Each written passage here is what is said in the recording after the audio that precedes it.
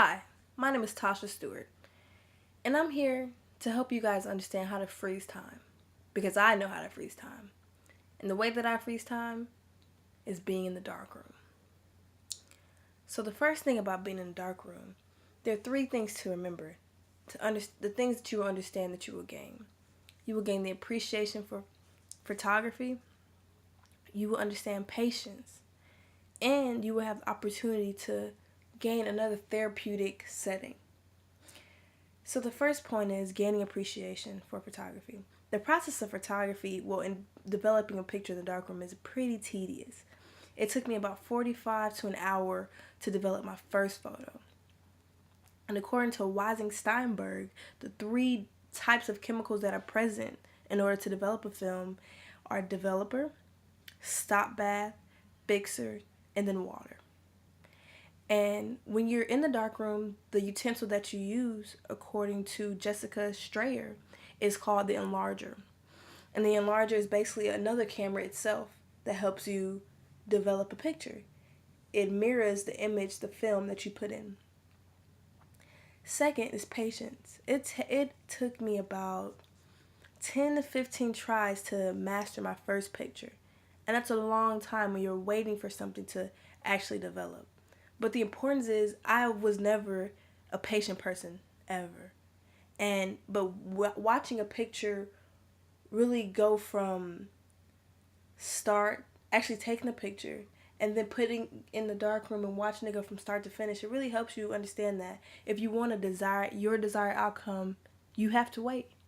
So that really helped me as well. And lastly, it's therapeutic.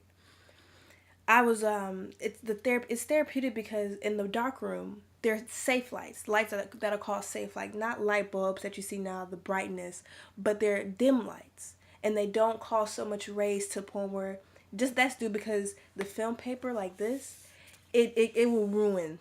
This will turn black due to the light. So you have safe lights that make sure that it doesn't ruin the film paper before it is actually ready to develop. And these lights are yellow, usually red that you see in the movies. And I'm not sure if I've seen blue, but it can also be blue. And they're very calming. So it's like a meditation. It's a very, very calm place to help you express yourself comfortably and encourage you to continue to go back. I actually took my photography class over the summer with my instructor, Rob Oliver, and he let me know that for beginners, it's best to have your enlarger set to 16. And that helps, that 16, it shows the amount of light that will be lit through the enlarger to be printed on the actual paper. And that really does help because you don't want too much light to a point where it makes the paper black, and you don't want too less light to a point where your paper looks grayish, whitish. So a good notch to set on the enlarger is 16 for beginners.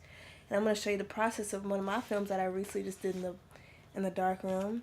Alright, so this is called a test strip. Get it here? And each notch I'm going from light to dark, so I'm trying to figure out which time to actually put the enlarger at and have it in the chemicals. This is my second time trying to do it. And then I put it on a bigger paper when I actually figured out what time to do. And then lastly, this is my finished product. So, there are three things to remember in photography. Is when you're in the dark room, you gain an appreciation, and I gain a love. But if you're not into photography as much, you actually gain an appreciation and respect for those who are into photography and actually develop pictures in the dark room. Also, you understand the importance of patience, because if you want any outcome that you want in your favor, it's important to know that waiting does help. And lastly, it is a great place for therapy. It's a therapeutic setting that will help. It's so comfortable, and it encourages you to really develop film and to continue to develop film, and also introduce your friends to film as well and developing film in the dark room. So there you have it. I hope now you can freeze time in your memories.